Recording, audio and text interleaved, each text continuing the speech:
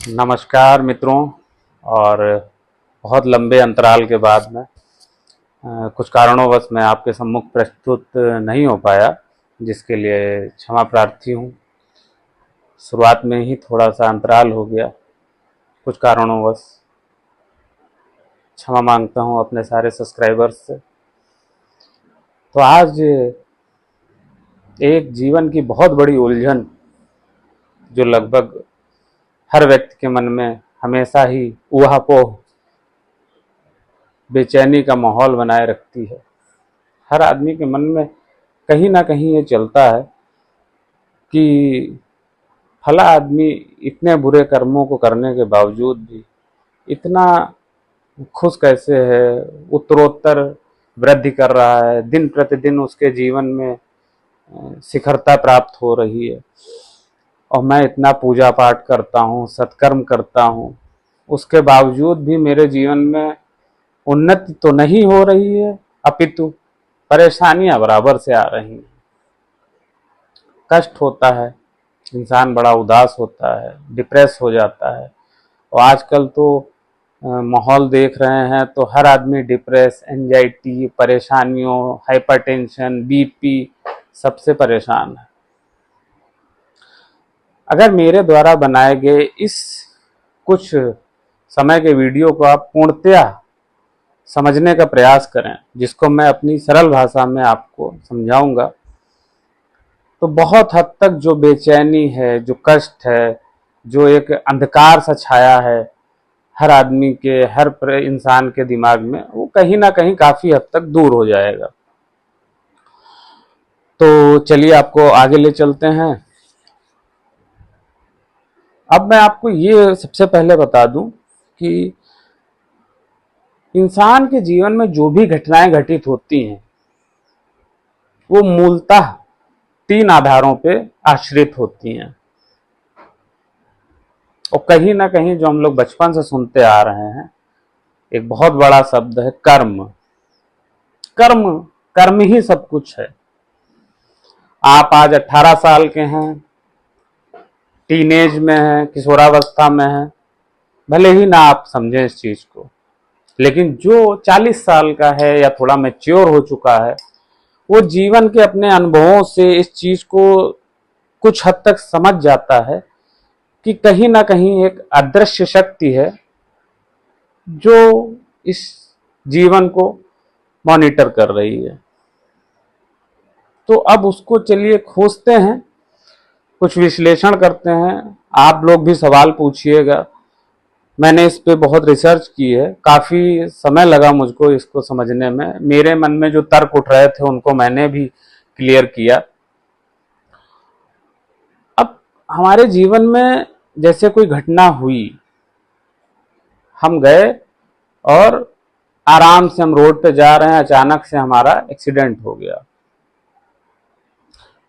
तो इस चीज को समझना जरूरी है कि वो एक्सीडेंट जो हुआ है, क्या वो प्रारब्ध का हिस्सा था, क्या वो हमारे संचित कर्म थे, या वो हमारे वर्तमान कर्म है, जिनको क्रियमाण कर्म कहा जाता है।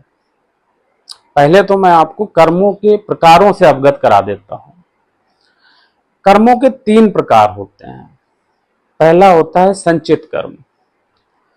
संचित कर्म को आप ऐसे समझ सकते हैं कि जैसे आपके पास एक अलमारी है, उस अलमारी में 50 कपड़े रखे हैं, तो वो 50 कपड़े आपके संचित कर्म हैं, जो कि बहुत सारे जन्मों, जब से आपकी आत्मा का सफर, आपकी चेतना का सफर चालू हुआ है, तब से आपके आत्मा के साथ जुड़े हुए हैं। इन कर्मों को संचित कर्म कहा जाता है। अब इन्हीं कर्मों में हमारे प्रारब्ध भी होता है। अब आप पूछेंगे कि प्रारब्ध क्या होता है? तो जो हमारे संचित कर्म है, मान लीजिए जो अभी मैंने आपको उदाहरण दिया कि आपके पास एक अलमारी में 50 कपड़े रखे हैं। उन 50 कपड़ों में एक कपड़ा जो आप एक दिन पहनेंगे, जो तय हो चुका है कि आप इस दिन यही कपड़ा पहनेंगे, वो आपका प्रारब्ध है। बाकी के जो 49 कपड़े हैं वो आपका संचित कर्म है। ठीक है ना। तो जो प्रारब्ध है वो उस तीर की तरह है, जो तीर निकल चुका है उसको रोका नहीं जा सकता है, उसका तो फल भुगतना तय है, क्योंकि वो फलीभूत हो चुका है। अभी भी आपके दिमाग में कंफ्यूजन होगा, इसलिए मैं इसको और क्लियर कर देता हूं। देखिए, ऐसा होता है कि आपने जो पिछले जन्मों में या इस जन्म में कर्म किए, उनसे आपका एक डिपॉजिट बॉक्स तैयार हुआ। उस डिपॉजिट बॉक्स में आपके संचित कर्म हैं, समझ रहे हैं ना। उस डिपॉजिट बॉक्स में आपके संचित कर्म है। संचित कर्म मतलब सारे कर्मों का एक जमा। उन जमा कर्मों में से कुछ ऐसे कर्म हैं जिनका आपको परिणाम भुगतना निश्चित है, वो आपके प्रारब्ध हो गया, उसको बदला नहीं जा सकता है, परंतु उसका प्रभाव कम किया जा सकता है। कैसे कम किया जा सकता है ये भी मैं अभी आपको बताऊंगा।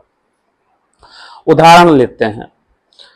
अगर आप धर्मराज युधिष्ठिर का उदाहरण लें, तो धर्मराज युधिष्ठिर ने अपने पूर्व जन्म में एक टिड्डे को अज्ञानतावश सुई चुभो दी थी।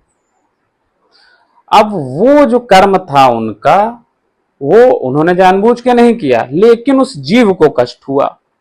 उस जीव के कष्ट होने की वजह से अब ये उनका संचित कर्म बन के फिर प्रारब्ध बना आगे चल के, और उसी प्रारब्ध के कारण उनको आगे चल के वनवास झेलना पड़ा, अपने भाइयों का कष्ट देखना पड़ा, महाभारत का युद्ध लड़ना पड़ा।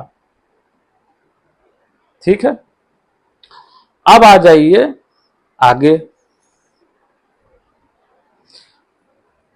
इस चीज को समझना जरूरी है कि जो प्रारब्ध है, वो प्रारब्ध वो फल है जो फलीभूत हो चुका है, और उसको किसी भी प्रकार से नष्ट नहीं किया जा सकता है। हालांकि पूर्ण संचित कर्मों को नष्ट किया जा सकता है। कैसे? भक्ति से, दान से। कई लोग बोलते हैं कि अरे दानवान से कुछ नहीं होता है, पूजा पाठ से कुछ नहीं होता है। ऐसा नहीं है, आपको यह अनुभव होगा जब आपकी चेतना पूरे भाव से कर्ता का भाव त्याग देगी, तब आपको यह समझ में आएगा कि जब कर्ता का भाव त्याग देगी तो वर्तमान कर्म जो होते हैं वो बनना बंद हो जाते हैं। उदाहरण के तौर पे अगर आप स्वामी विवेकानंद या रामकृष्ण परमहंस के जीवन यात्रा को देखेंगे, तो बहुत ज्ञानी थे, बहुत धार्मिक थे, बहुत सत्कर्म करते थे, लेकिन तब भी जीवन के अंत में उनको बीमारी भोगनी पड़ी। क्यों भोगनी पड़ी? इसलिए भोगनी पड़ी कि आप पूजा पाठ, धर्म, दान, सत्कर्म से अपने संचित कर्मों का तो नाश कर सकते हैं, वो पोटली ही खत्म कर सकते हैं जिनमें संचित कर्म है, लेकिन उन्हीं कर्मों में जो प्रारब्ध बन चुका है, उन्हीं कर्मों में जो कर्म फलीभूत हो चुके हैं कि अब इनको होना है, वो हो के रहेंगे। चाहे आप कितना भी पूजा पाठ करें, लेकिन होता क्या है, पूजा पाठ से, भक्ति से, दान से, ध्यान से एक छाता टाइप का बन जाता है कि आपके ऊपर वो प्रारब्ध की जो बारिश है वो तो होगी, लेकिन वो जो छाता है, वो छाता आपके ऊपर उन कर्मों के प्रभाव को बेअसर कर देगा, आप कह सकते हैं, या आपको इतनी ताकत दे देगा कि आप उस परिस्थिति से बहुत आसानी से निकल जाएंगे।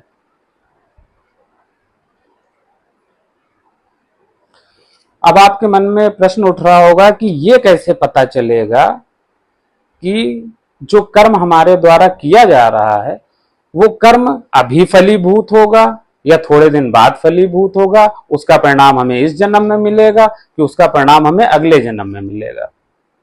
इसका भी मैं आपको थोड़ा क्लैरिफिकेशन देता हूं। आपने गौर किया होगा, कभी कभी आप अगर किसी व्यक्ति को बहुत ही दुखी आत्मा से, बहुत ही विचलित मन से या बहुत क्रोध में, गुस्से में कोई बद्दुआ देते हैं, तो आप गौर करिएगा कि वो चीज आपके सामने बहुत जल्दी ही घटित हो जाती है। इसको तीव्र कर्म बोलते हैं। जब कोई घटना जिससे बहुत गहरा भाव जुड़ जाता है तो वो इसी जन्म में प्रकृति के नियमानुसार बहुत जल्दी से हो। अब बात करते हैं दीर्घकालिक कर्मों की। कुछ कर्म ऐसे होते हैं जो हमारे द्वारा वर्तमान में किए गए हैं, जिनको वर्तमान कर्म कहा जाता है। वो कर्म तब फलीभूत होते हैं जब उन कर्मों को फलीभूत होने के लिए अनुकूल परिस्थितियां मिलती हैं, जो कि प्रकृति द्वारा उपलब्ध कराई जाती हैं। जैसे ही प्रकृति द्वारा वो परिस्थितियां उत्पन्न होती हैं तो हमारे वो कर्म जो हमने आज किए हैं वो फलीभूत होते हैं। तो अगर मैं समराइज करूं पूरे वीडियो को और अपने द्वारा उपलब्ध कराई गई सारी जानकारियों को, तो मेन चीज ये है कि बहुत सारे जन्मों और इस जन्मों में जो हमारे द्वारा कर्म किए गए वो संचित हो गए, एक जगह इकट्ठे हो गए। उसके बाद जब प्रकृति द्वारा वो परिस्थितियां उपलब्ध कराई गई जिनमें वो कर्म बिल्कुल फिट बैठते हैं, उनको प्रारब्ध रूप देके उन परिस्थितियों में डाला गया। उन कर्मों को जो प्रारब्ध रूप में विभिन्न परिस्थितियों में हमारे सामने आए हैं, उनको हमें फेस करना है, उनका हमें सामना करना है।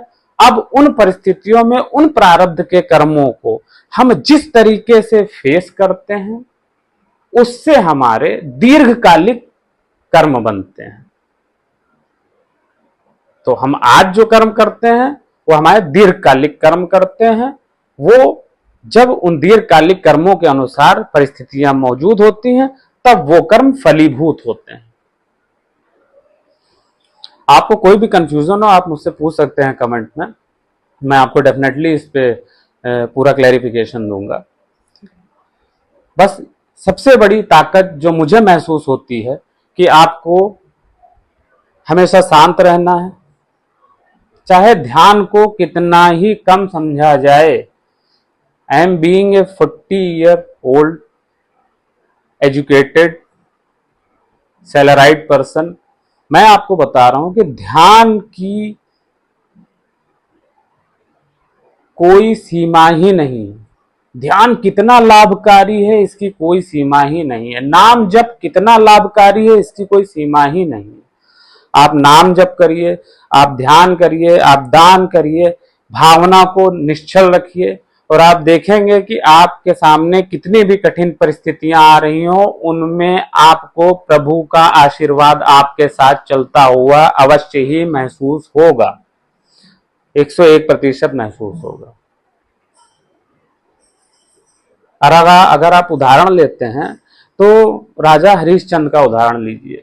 राजा हरिश्चंद्र जो थे उन्होंने जीवन में अपार कष्टों का सामना किया, लेकिन उन्होंने अपने धैर्य को नहीं खोया, अपनी निष्ठा को नहीं खोया और अंततोगत्वा उनका वो प्रारब्ध ही उनकी महानता का कारण बना। जब भी आप कंफ्यूज हो आप इस वीडियो को देखें, मुझसे पूछें और ग्रहण करें इस ज्ञान को जो मैंने आपको उपलब्ध कराया है। नमस्कार सभी को, जय श्री राम।